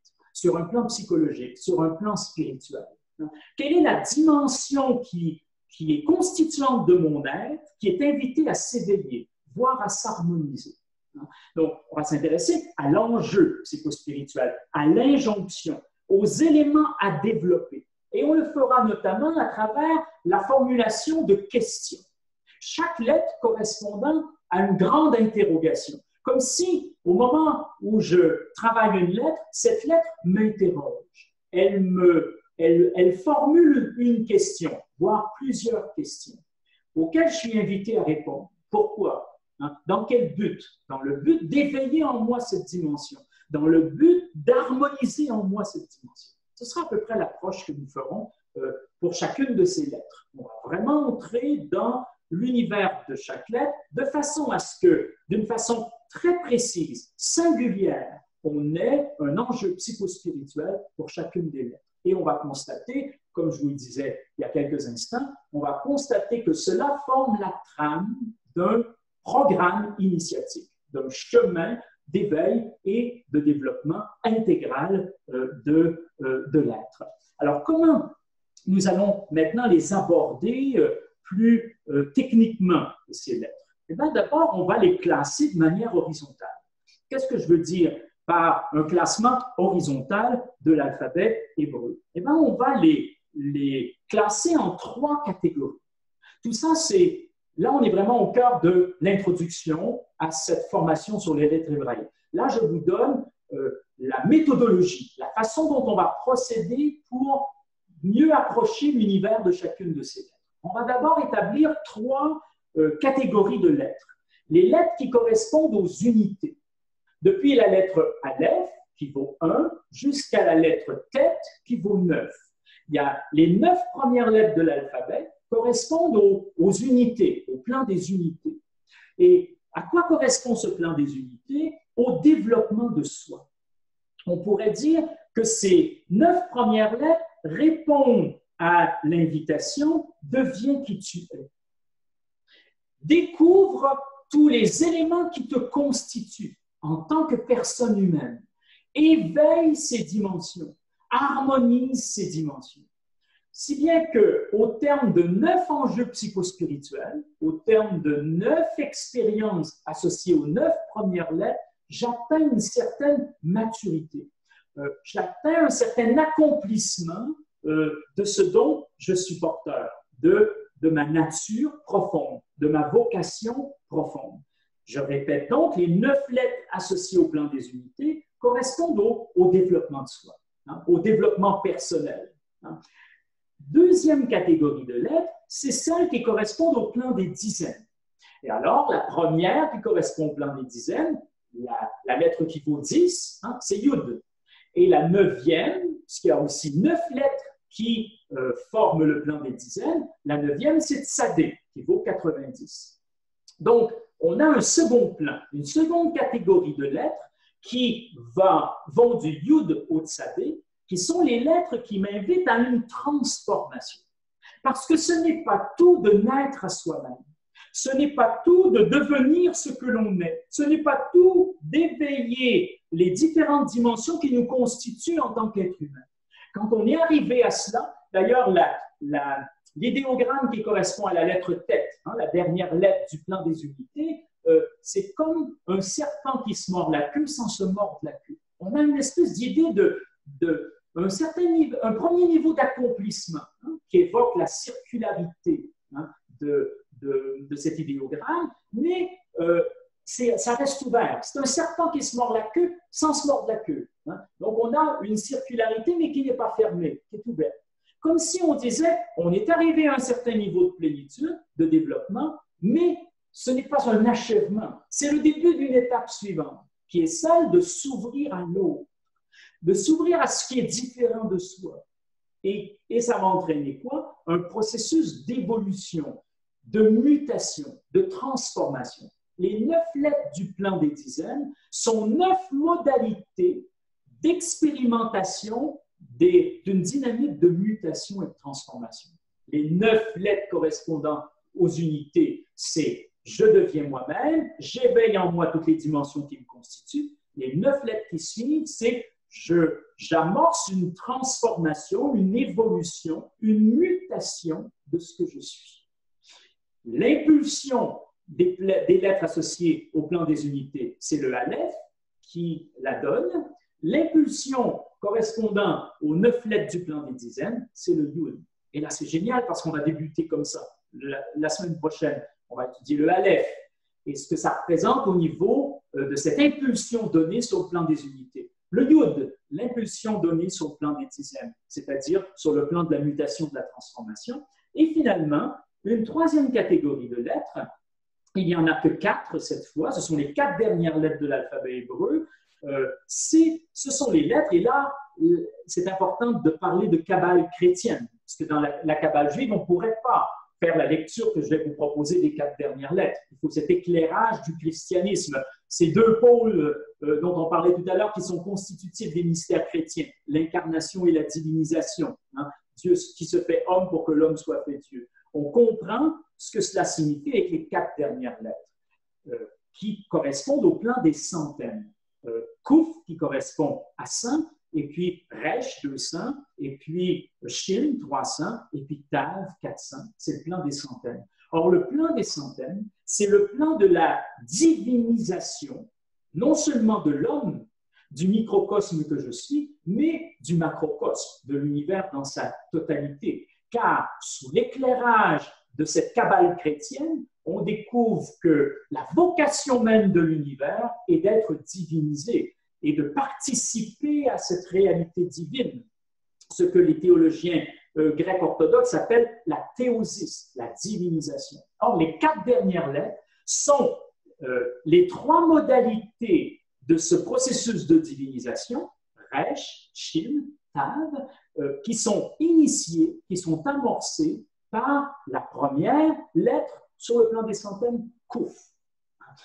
Et c'est aussi la 3e lettre qu'on étudiera lors de notre prochaine rencontre. Autrement dit, ce sera la rencontre la plus importante parce qu'on verra les 3 premières lettres des 3 plans différents sur lesquels se situent les lettres de l'alphabet hébreu. Le plan de la naissance à soi-même, du développement personnel, le plan de la mutation, de l'évolution, de la transformation et finalement le plan de la divinisation, de l'alchimie, de la transmutation même, tant au niveau du microcosme qu'au niveau du macrocosme.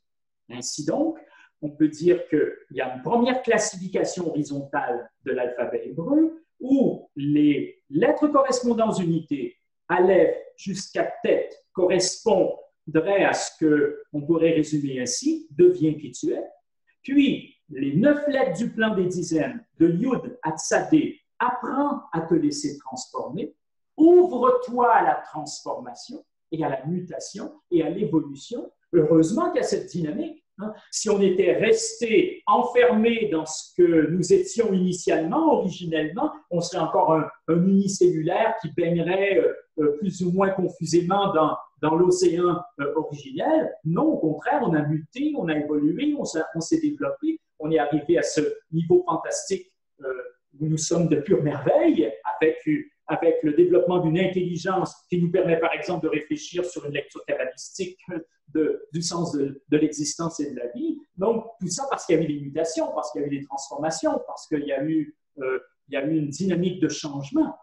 Mais comment apprendre à m'ouvrir à ça? Comment devenir disponible à ça? Comment expérimenter de 9 façons différentes cette dynamique d'évolution et de mutation? C'est ce qu'on va découvrir avec les 9 lettres du plan des dizaines et finalement, donc, encore une fois, les 4 dernières lettres, le plan des centaines, qui correspond à faire l'expérience de la divinité. Et là, il faudra s'expliquer, parce que c'est la divinisation, mais c'est une divinisation par participation. Alors ça, c'est des concepts un peu complexes, des nuances un peu complexes, mais quand on va entrer dans l'univers des lettres, ça va aller de soi pour vous. Vous allez tout à fait comprendre ce que cela signifie. Donc, on a déjà une première classification horizontale en 3 catégories de lettres. Rassurez-vous, là, je vais rapidement terminer cette introduction. Il y a 3 catégories de lettres, unité, dizaine, centaine, avec la signification qu'on vient de développer. Or, il est intéressant de constater qu'il y a aussi, à l'intérieur de cette classification horizontale des lettres, ce qu'on appellera la classification horizontale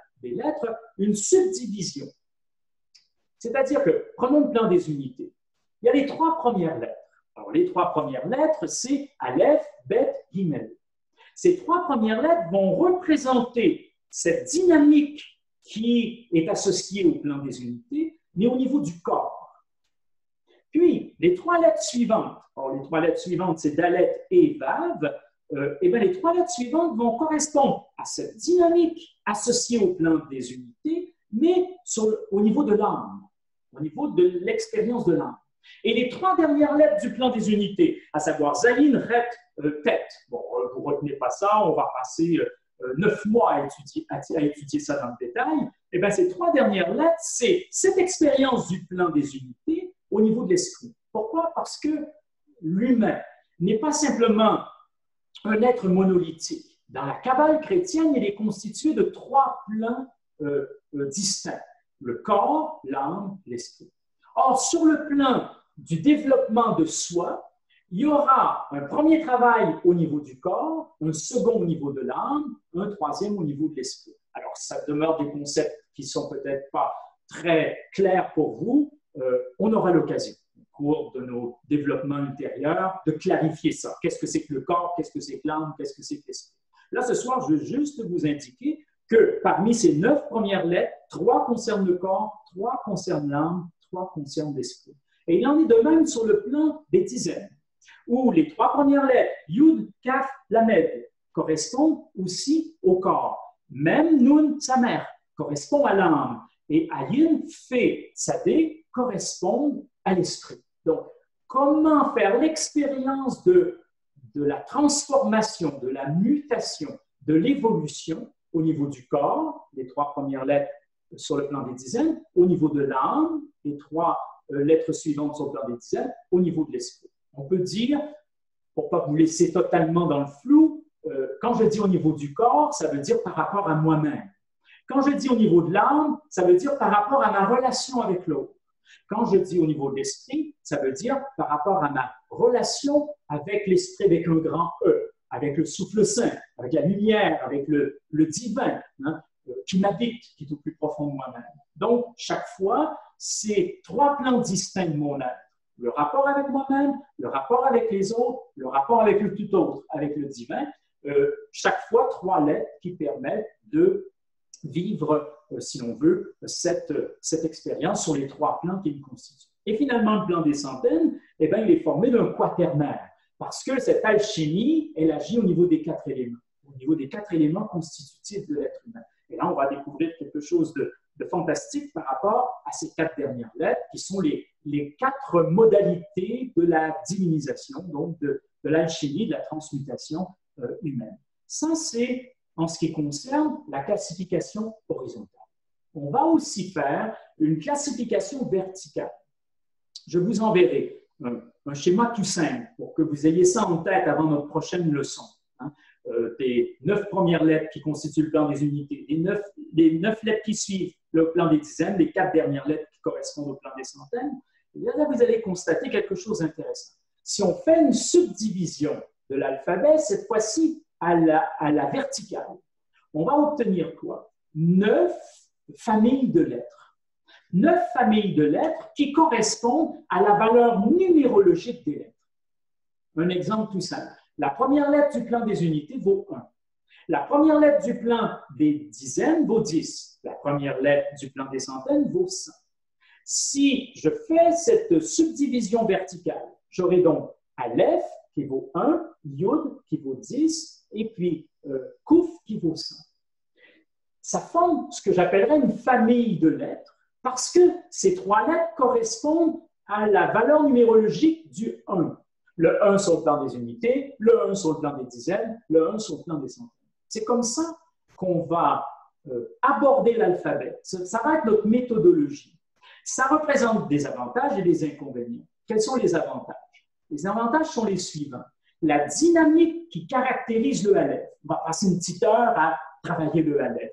Encore une fois, cool, tranquille, je vais m'asseoir. On va prendre des choses, je vous disais tout à l'heure, posément. On va explorer ce Aleph. On va découvrir une dynamique qui caractérise ce Aleph. Hein? Un enjeu psychospirituel, bien sûr, des injonctions, des questions, tout ce qu'on a évoqué tout à l'heure, mais une certaine dynamique qui caractérise le Aleph.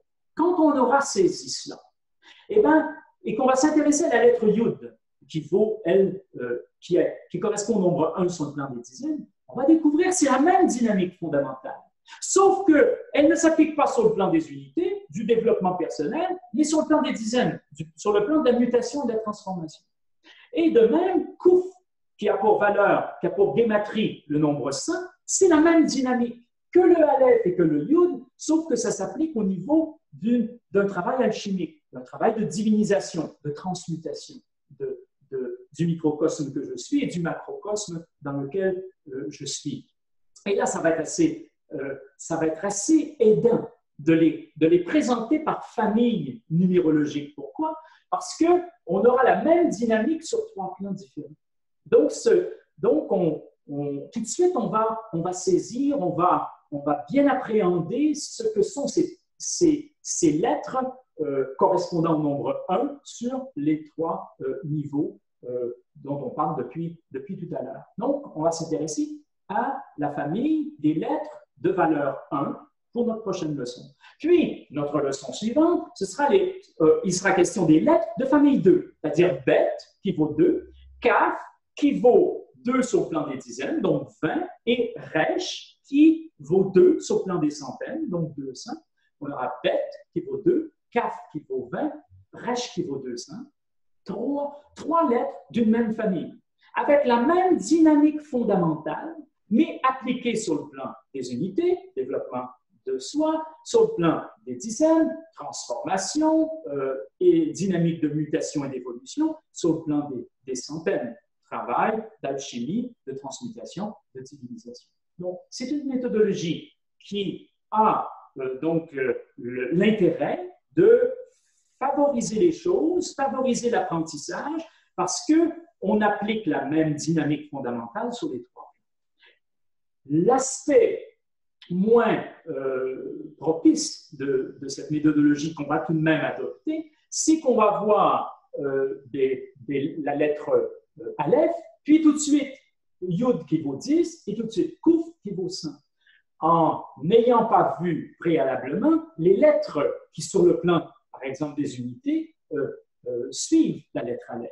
Donc, cette classification à la verticale a pour intérêt de favoriser l'apprentissage et la compréhension des dynamiques caractéristiques des lettres qui ont la même valeur numérologique sur 3 plans différents, mais il ne faudra pas oublier qu'entre le Aleph et le Yud, il y a 8 autres lettres par lesquelles on doit passer avant d'arriver à vivre cet enjeu du Yud. Parce que ce qu'il faut aussi bien comprendre, je vous le disais dans l'introduction, et comme c'est très dense et c'est très vaste notre rencontre d'introduction, je répète la même chose pour que certaines compréhensions commencent à s'installer en vous. Comme je vous le disais donc dans l'introduction, la trame initiatique, le programme de développement initiatique, de développement psychospirituel que l'alphabet hébreu propose, se fait dans un ordre précis. On ne peut pas arriver au guimel sans être passé d'abord par le Aleph et par le Bet.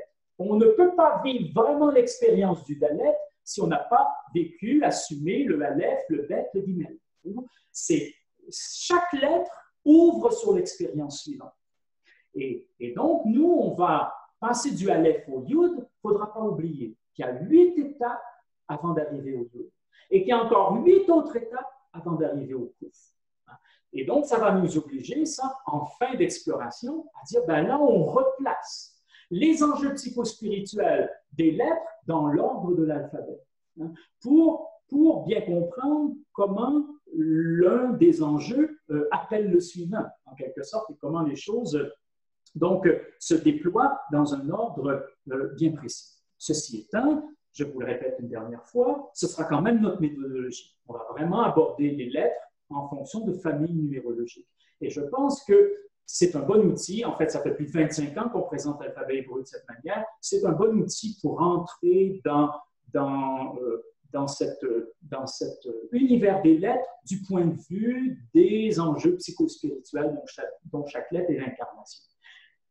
Je vous disais tout à l'heure, c'est une manière originale d'aborder l'alphabet hébreu. Vous ne trouverez ça nulle part ailleurs. C'est une approche que j'ai développée au cours des 25 dernières années et qui permet d'avoir une certaine perspective par rapport à l'alphabet hébreu, une perspective initiatique précise par rapport à ce à quoi nous invite l'alphabet hébreu. Il serait utile, mais je pense que déjà vous familiariser avec ce que nous allons faire, ce sera une étape déjà assez chargée, assez exigeante, bien qu'on va s'amuser. Si on ne s'amuse pas, si on n'a pas des crises de joie, s'il n'y a pas dans cette approche de l'alphabet quelque chose de fluide et de joyeux, ce n'est pas la peine. Là, peut-être qu'à l'issue de cette introduction ce soir, vous vous dites « Wow, c'est immense ». Finalement, vous vous posez les questions qu'on formulait tout à l'heure. Est-ce que vraiment je suis préparé? Est-ce que vraiment je suis outillé pour ça? Je vous rassure, encore une fois, il n'y aura aucun problème. Puis on va essayer de vivre ça vraiment dans une dynamique joyeuse. Mais cette exploration des lettres, vous l'avez compris, comporte quand même un certain nombre d'exigences. Vous pourrez compléter cette approche des lettres en abordant les lettres à travers d'autres perspectives. Je vous cite 3 auteurs qui pourraient être intéressants. Peut-être pas dans un premier temps, mais une fois que vous allez vous être familiarisé avec ces enjeux psychospirituels associés aux 22 lettres. Il y a 3 chercheurs, 3 auteurs extrêmement intéressants qui apportent un regard tout à fait complémentaire, mais tout à fait différent de la façon dont on va aborder l'alphabet hébreu. C'est Annick de Souzenel, qui est assez bien connue en France pour des conférences de très grande qualité, des formations de très grande qualité, des ouvrages extrêmement précieux également, et qui a écrit un livre sur l'alphabet hébreu et qui vous présente les lettres d'une façon totalement différente de ce que nous allons faire, mais d'une façon complémentaire. Ça pourrait être une lecture, une étude intéressante pour élargir votre perspective, pour approcher quelque chose de complémentaire. Il y aurait Annick de Souzenel, il y aurait parmi bien d'autres, il y aurait Franck Laloux qui a aussi écrit un livre sur les 22 lettres et il a cette originalité d'avoir demandé à plusieurs chercheurs, à plusieurs kabbalistes de formuler 22 questions associées aux 22 lettres. Et chacun a apporté des questions en fonction de sa sensibilité, de son approche de ces 22 lettres. C'est un ouvrage très intéressant qui vous ouvre des horizons. Franck Laloux, c'est d'abord un calligraphe, mais c'est quelqu'un qui a aussi approché l'alphabet hébreu d'une façon particulière, d'une façon enrichissante et complémentaire par rapport à ce que nous ferons. Et finalement, un rabbin, un chercheur également très connu et puis avec une profondeur, parce que c'est un philosophe et c'est quelqu'un qui a fréquenté ces univers philosophiques. On parlait tout à l'heure d'Emmanuel Lévinas, par exemple. C'est Marc-Alain Watnin. Marc-Alain Watnin qui a aussi rédigé un livre sur l'alphabet hébreu et qui présente l'alphabet encore avec un autre regard, encore avec une autre perspective et qui permet de découvrir des facettes de cet alphabet qui seraient complémentaires à ce que nous allons faire. Finalement, vous pourriez aussi puiser dans une petite collection qu'on a éditée il y a une vingtaine d'années et où il y a un livre par famille de lettres, donc un livre sur Aleph, Yud, Kouf, un livre sur Bet, Kaf, Resh. Donc pour chacune des familles de lettres, on a publié un petit ouvrage qui, lui, s'intéresse à une lecture qui correspond à ce dont on parlait tout à l'heure dans l'étude que le Sefer Yetzira propose des 22 lettres, en les associant notamment à 3 lettres mères, à 7 lettres doubles, à 12 lettres simples. Dans ces petits livrets, on a fait une synthèse des correspondances proposées par le Sefer Yetzira. On a aussi étudié la lame du tarot qui correspond à la lettre. Donc, c'est toute une approche des lettres qu'on ne va pas du tout aborder dans les leçons qui viennent parce qu'il faut faire un choix. Et je pense que faire le choix d'identifier les 22 enjeux psychospirituels associés à l'alphabet, c'est déjà en soi un programme exigeant, un programme d'une très grande richesse, mais bien sûr, il faut être capable d'ouvrir aussi un horizon plus vaste. Et là, par exemple, ça pourrait être un outil intéressant, ces 9 livrets qui présentent les correspondances que l'on retrouve dans le Sefer Yetzira, les liens avec l'alphabet, avec les lames du tarot et donc des éléments complémentaires à ce que nous verrons. Alors ça complète essentiellement ce que je voulais vous proposer comme introduction ce soir. D'abord, qu'est-ce que représente la Kabbale? Ensuite, que représente cet alphabet hébreu et surtout la méthodologie qu'on va employer pour travailler chacune des 22 lettres. Et ce sera donc l'essentiel du programme qui s'amorce dans une semaine. Techniquement et concrètement, pour conclure cette introduction, chaque leçon, on l'a compris, va aborder une famille de lettres.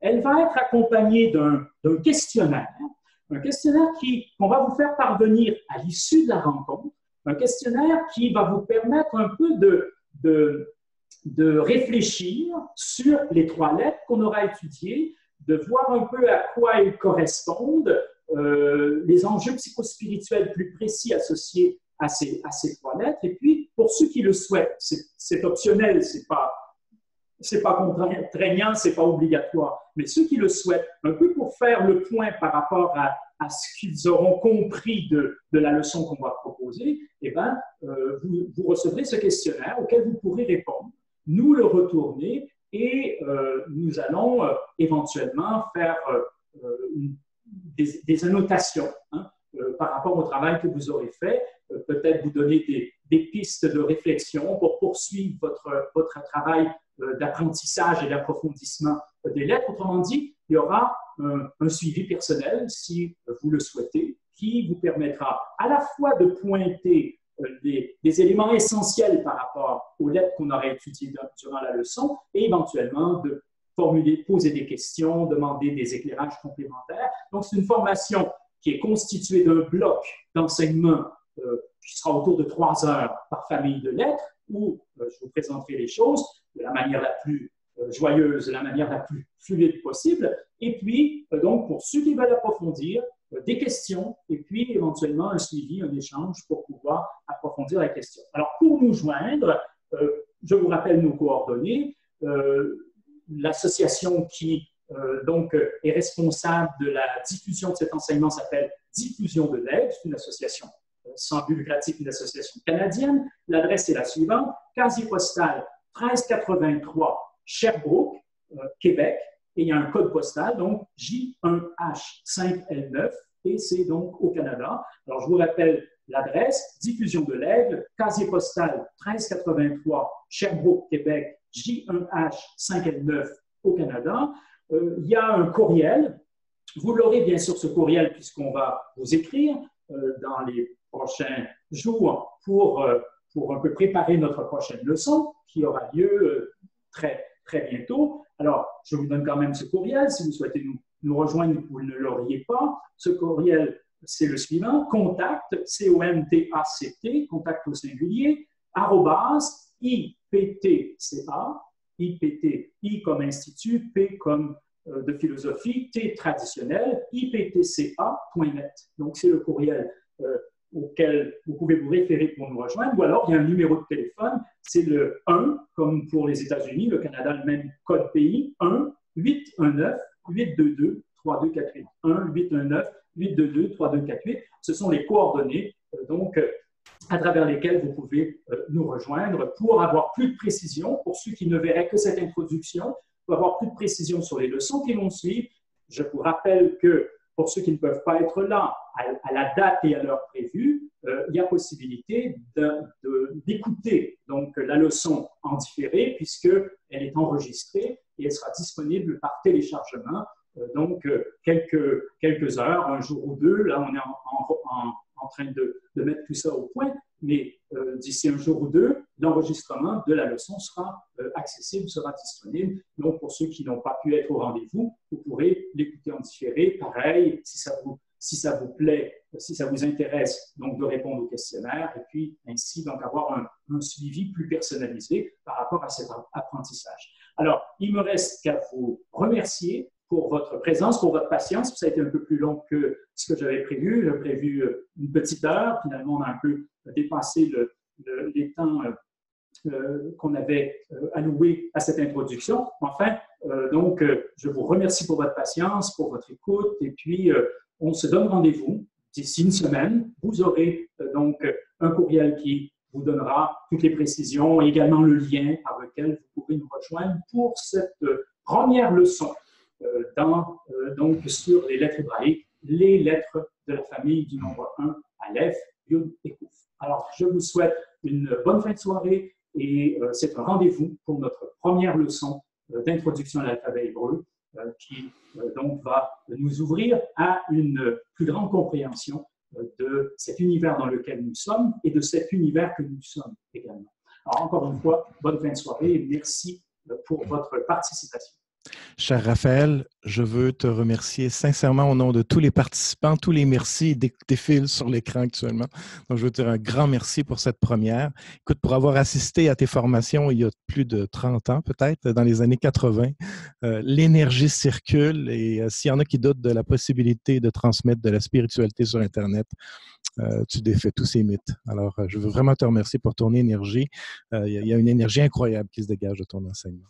Et merci infiniment, Jean-François, parce que c'était une aide considérable de pouvoir nous accompagner comme ça dans la mise en place de quelque chose de virtuel. C'est un grand plaisir et puis on continue l'aventure la semaine prochaine. Merci beaucoup. Merci beaucoup. Au revoir. Au revoir.